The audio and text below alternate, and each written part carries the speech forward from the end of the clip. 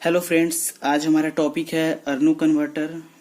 ठीक है, तो अर्नो कन्वर्टर क्या है, कैसे वर्क करता है, ये सब जानेंगे इस वीडियो में। तो चलिए शुरू करते हैं।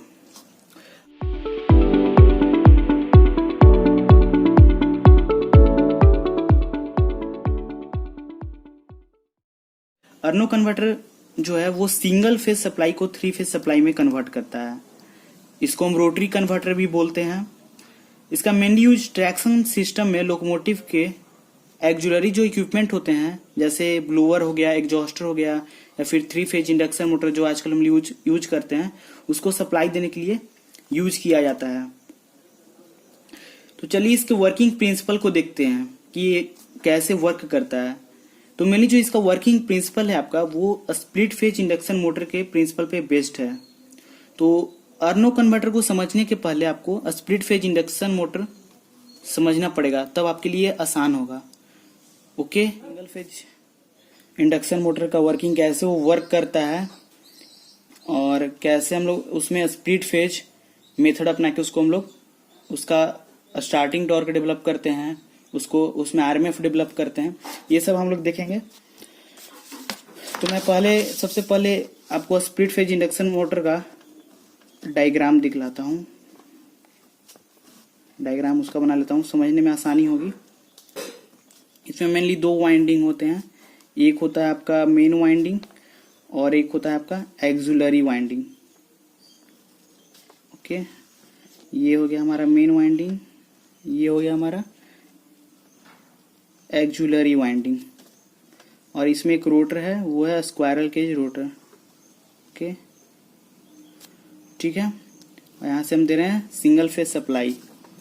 ये हो गया हमारा सेंट्रीफ्यूगल स्विच, और रिले भी हो सकता है। ठीक है, तो जो मेन वाइंडिंग है उसका जो रेजिस्टेंस है उसको हम लोग आरएम से शो कर रहे हैं, और जो आपका उसका इंडक्टेंस का जो है उसको हम लोग एक्सएम से शो कर रहे हैं।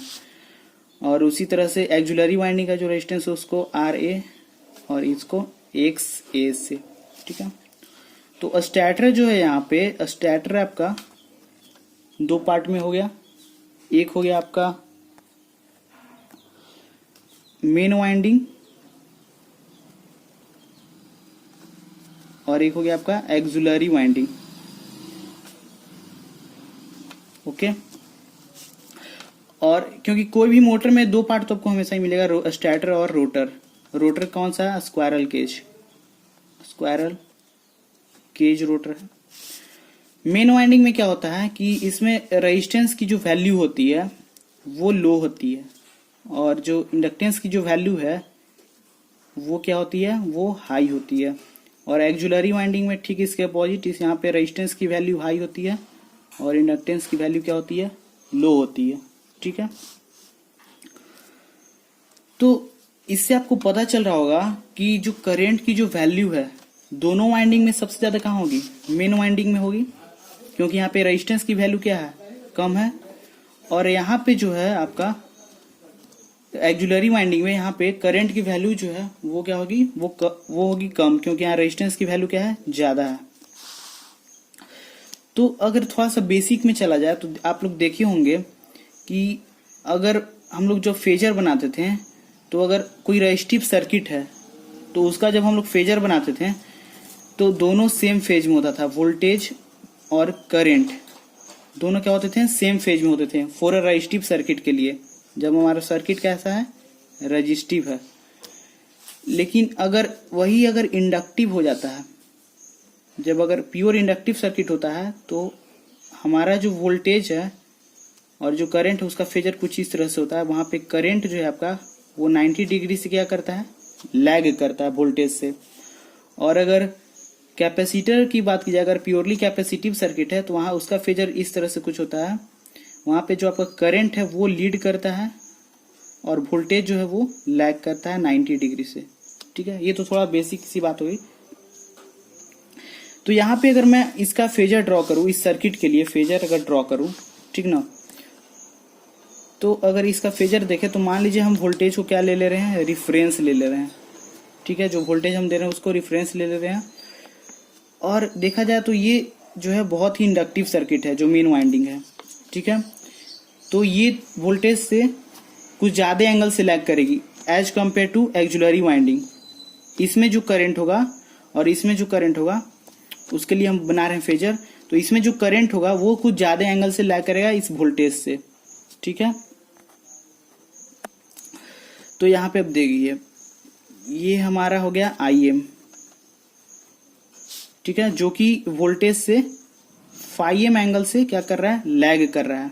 ये एग्जैक्ट 90 डिग्री नहीं लैग करेगा क्योंकि ये प्योरली इंडक्टिव सर्किट नहीं है, यहाँ पे कुछ रेजिस्टेंस की भी वैल्यू है, ठीक ना, इसलिए ये लेस देन 90 डिग्री से इससे लैग करेगा। तो हमने मान लिया कि वो कितना से लैग कर रहा है, φm एंगल से लैग कर रहा है। उसी तरह से अगर करंट की जो वैल्यू है एक्जुलरी वाइंडिंग में उसके लिए हम फेजर ड्रॉ कर रहे हैं, तो यहाँ पे देख रहे हैं कि यहाँ रेजिस्टेंस की वैल्यू जो है वो बहुत ज़्यादा हाई है, ठीक है। तो एक तरह से ये थोड़ा रेजिस्टिव सर्किट की तरह है, लेकिन ये प्योरली रेजिस्टिव नहीं है, यहाँ पे कुछ इंडक्टेंस की वैल्यू है, इसलिए ये बहुत थोड़े स्मॉल एंगल के लिए लैग करेगा, ठीक ना, जिसको हम लोग मान लेते हैं कि वो क्या है, वो φA है, ठीक है।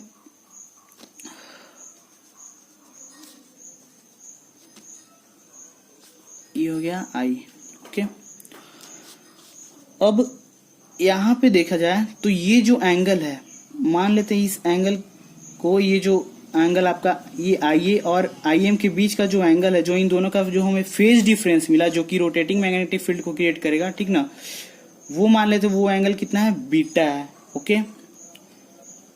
तो वो एंगल हमारा हो गया, वो हमने मान लिया कि वो इन दोनों के बीच का एंगल बीटा है, जो कि यूजुअली कितना होता है, बीटा की जो वैल्यू यूजुअली मिलती है हमें वो 30 डिग्री मिलती है, जो कि क्या होता है, सफिशियंट होता है कि वो रोटेटिंग मैग्नेटिक फील्ड को प्रोड्यूस करे। लेकिन यहाँ पे क्या है कि आपका जो दोनों करंट है इसमें और इसमें जो दोनों अनबैलेंस करंट है, इसलिए हमें एक अनबैलेंस्ड मतलब रोटेटिंग मैग्नेटिक फील्ड आपको मिलेगी, ठीक है, जो कि रोटर को क्या करेगा, मूव करने में, रोटर को रोटेट करेगा। अब जैसे ही रोटर जो है आपका रोटेट करने लगा, रोटर जब रोटेट करने लगेगा और जैसे ही वो 70 to 80% जो है रेटेड स्पीड का, 70 to 80% रेटेड स्पीड का अगर अचीव कर लेता है उसकी इतना स्पीड, तो रोटर जो है आपका, तो हम लोग क्या करते हैं कि यहाँ से आपका सेंट्रीफ्यूगल स्विच ये ओपन हो जाता है और आपका सिर्फ जो रोटर है वो मेन वाइंडिंग और रोटर के सहारे ये आपका वर्क करने लगता है, ठीक ना। तो हमारी ये जो सर्किट है ये ओपन हो जाता है, और अगर इसलिए ओपन कर देते हैं क्योंकि यहाँ रेजिस्टेंस की वैल्यू क्या है, बहुत ज़्यादा हाई है। तो अगर ये सर्किट के साथ कनेक्टेड रहेगा तो यहाँ बहुत ज़्यादा पावर लॉस होगा, जो कि बेनिफिशियल नहीं होगा हमारे लिए, ओके। तो इसलिए इसी तरह से आपका single phase induction motor work करता है। और आप मतलब एक इसमें मेन कॉन्सेप्ट क्या है कि सिंगल फेज इंडक्शन मोटर को हम लोग स्टार्टिंग पीरियड के लिए क्या कर रहे हैं, 2 फेज मोटर में कन्वर्ट कर दे रहे हैं, ठीक है। तो इसलिए हम लोग इसको क्या कर सकते हैं, स्टार्टिंग वाइंडिंग भी कह सकते हैं और मेन वाइंडिंग को रनिंग वाइंडिंग भी कह सकते हैं, क्योंकि ये हमेशा से सर्किट में वर्क करते रहेगा। और ये जो है सिर्फ स्टार्टिंग पीरियड के लिए है, फिर उसके बाद इसको हम लोग रिमूव कर देते हैं, हटा देते हैं। तो ये था आपका स्प्लिट फेज इंडक्शन मोटर का वर्किंग प्रिंसिपल, कि कैसे स्प्लिट फेज इंडक्शन मोटर में आरएमएफ जनरेट हुआ और वर्क होने लगा। तो इसी प्रिंसिपल के तहत आपका अर्नो कन्वर्टर भी वर्क करता है। तो आइए अर्नो कन्वर्टर अब देखते हैं, ठीक है। तब हम लोग अर्नो कन्वर्टर का सर्किट डायग्राम देखते हैं। यहाँ से हम लोग सिंगल फेज सप्लाई दे रहे हैं और आउटपुट में हमें 3 फेज सप्लाई मिल रहा है। तो इसका अर्नो कन्वर्टर का यूज इसीलिए करते हैं कि हमें सिंगल फेज से 3 फेज सप्लाई मिले। इनपुट में हम लोग 380 वोल्ट दे रहे हैं, आउटपुट में हमें 290 वोल्ट से 460 वोल्ट के बीच में के रेंज में वैल्यू मिलती है। इसका जो एक तरह से कंस्ट्रक्शन है ये 3 फेज इंडक्शन मोटर की तरह है।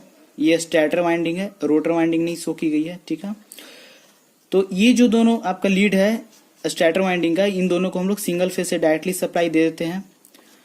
और ये जो इस वाइंडिंग को हम लोग सप्लाई जो है वो फेज को स्प्लिट करके देते हैं। अब फेज को स्प्लिट करके किस लिए देते हैं, क्योंकि आपने यहाँ पे देखा कि फेज को हम लोग स्प्लिट कर रहे थे, उससे हो क्या रहा था कि हमें आरएमएफ मिल रहा था, रोटेटिंग मैग्नेटिक फील्ड मिल रहा था, जिससे हमारा मोटर क्या कर रहा था, वर्क कर रहा था।